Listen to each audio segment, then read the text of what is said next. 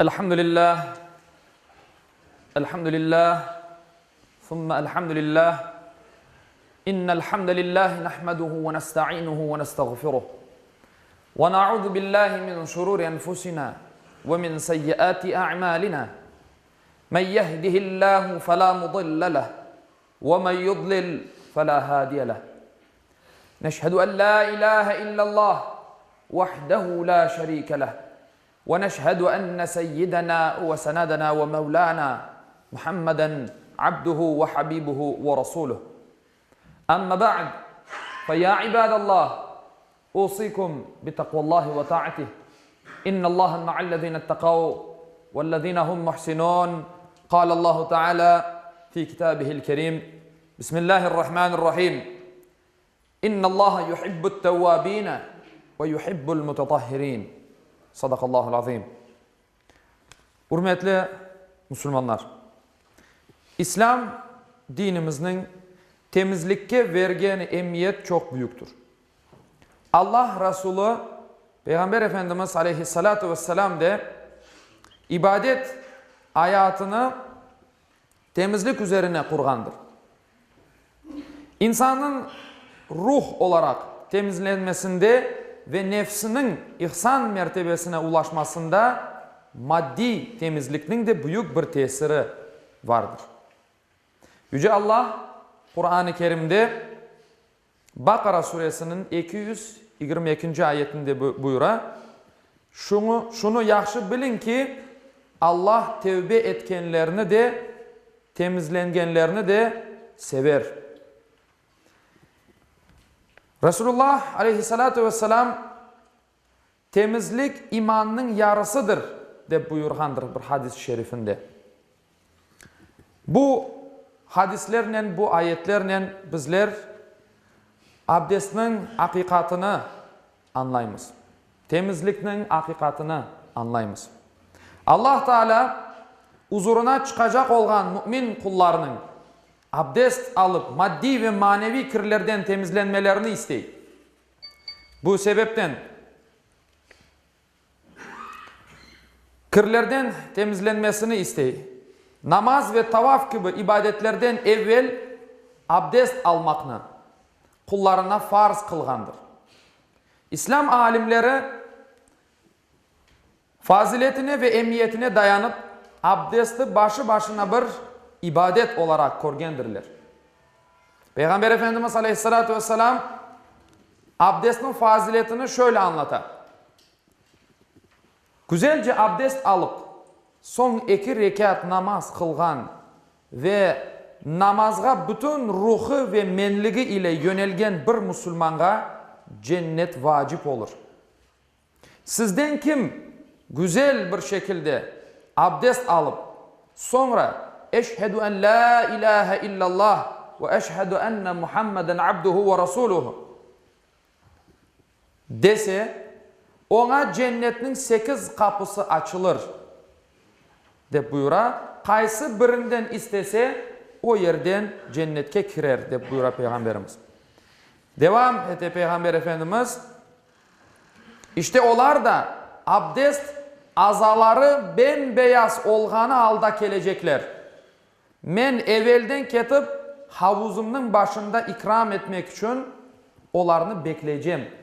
Yani kıyamet gününde abdest algan, temizlengen insanlar, onların organları abdest alganda yuğan o vücut uzuvları bembeyaz olacaktır. İşte Peygamber Efendimizin aleyhissalatu vesselam'ın ümmetinden olğanı da bu hususiyetten anlaşılacaktır. Bunu bilgen müminler abdestini en güzel şekilde almağa ve suyunu mümkün olğana kadar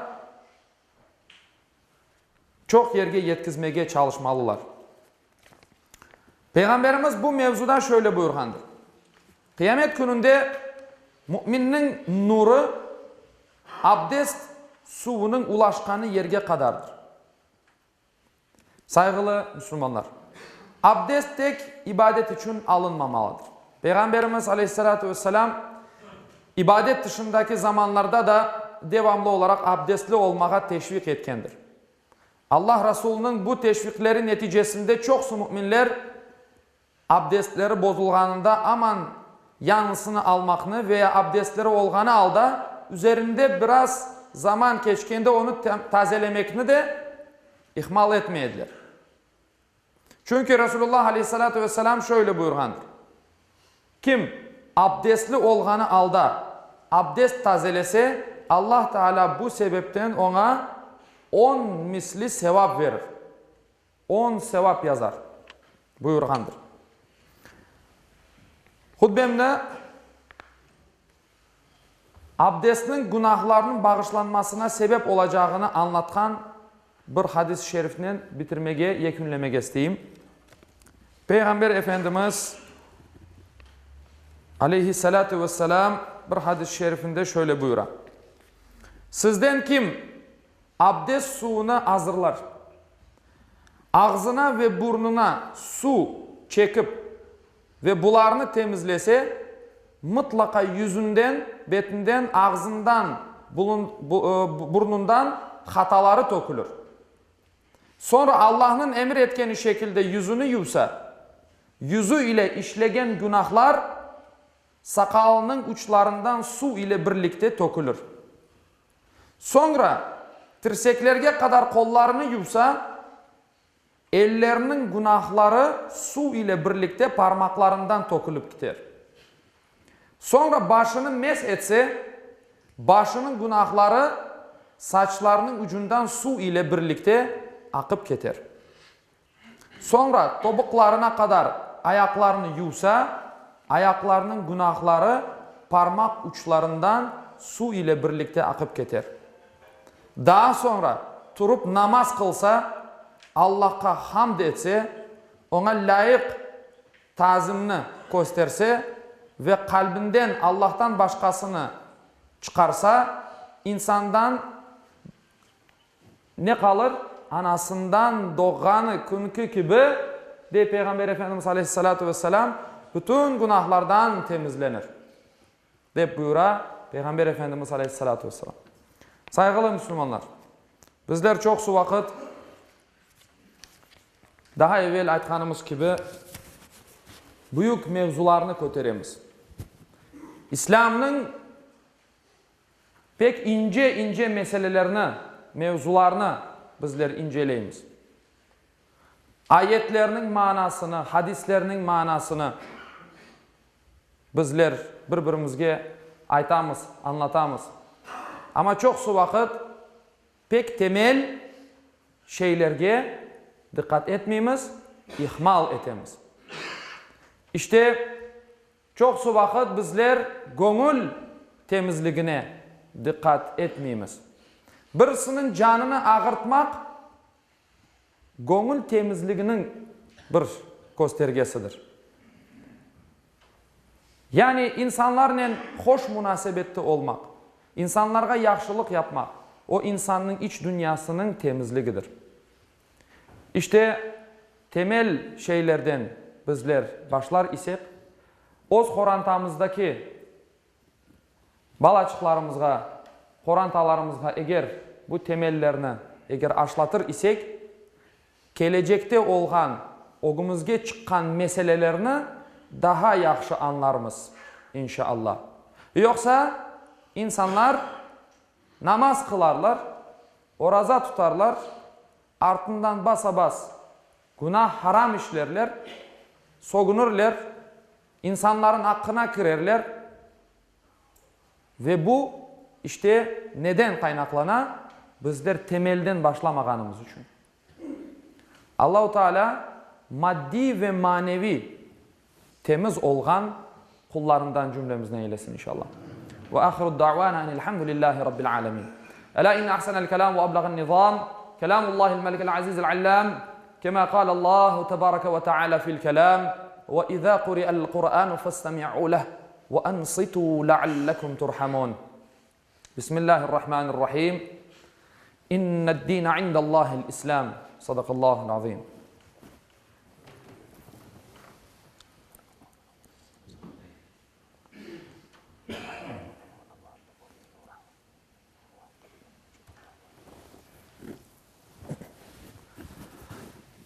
الحمد لله حمدا كاملين والصلاة والسلام على رسولنا محمد وعلى آله وصحبه أجمعين تعظيما لنبيه وتكريما لفخامة شان شرف صفيه فقال عز وجل من قائل مخبرا وآمرا إن الله وملائكته يصلون على النبي يا أيها الذين آمنوا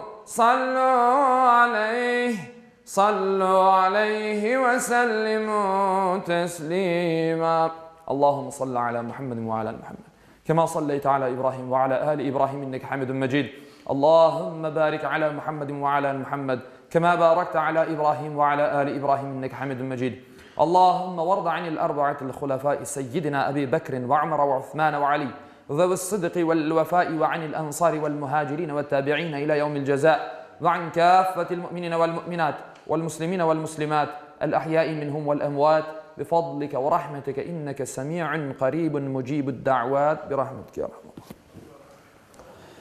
عباد الله إن الله يأمر بالعدل والإحسان وإيتاء ذي القربى وينهى عن الفحشاء والمنكر والبغي يعظكم لعلكم تذكرون ولذكر الله أكبر Vallahu ya'lemu ma tesnaun.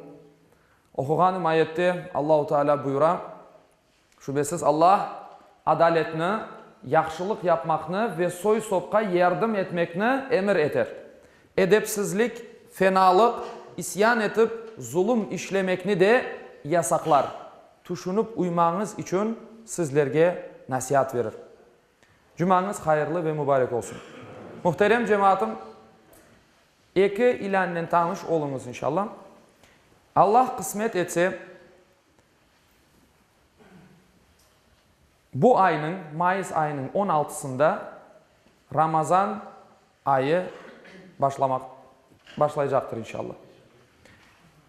Farklı yerlerde, farklı şekilde bilgiler yürümektedir.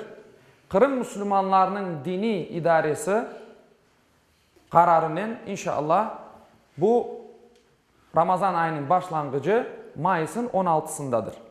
Hepimiz orazalı olacağımız Allah kısmet etse. Şimdiden tutacağımız orazalarını Allah-u Teala dergah-ı izzetinde kabul ve makbul eylesin inşallah. İkinciden yıllar devamında bizim müftiyat azbarında iftar çadırı açıla. Şimdiden hatırlatam, öz hayrını yapmak isteyenler için, koşulmak isteyenler için, iftar vermek için bütün imkanlar var. Buyurunuz, geliniz belli günlerde yani iftarlarınızı veriniz, yazılmak mümkündür. İnşallah, çünkü her gün 150-200'ge yakın insan aşağı bir yerde. Bunun içinde ihtiyacı olan insanlar var. Onun dışında farklı fukare memleketlerden gelip bunda okuyan Afrika ülkelerinden, Pakistan'dan mesela çok böyle bizim kardeşlerimiz var. Studentler üniversitede okuylar ve bunda aşağılar. İşte onlara yardım mahiyetinde böyle iftar vermek isteyenler için kapımız açıktır. Buyurunuz, Allah-u Teala kabul eylesin inşallah.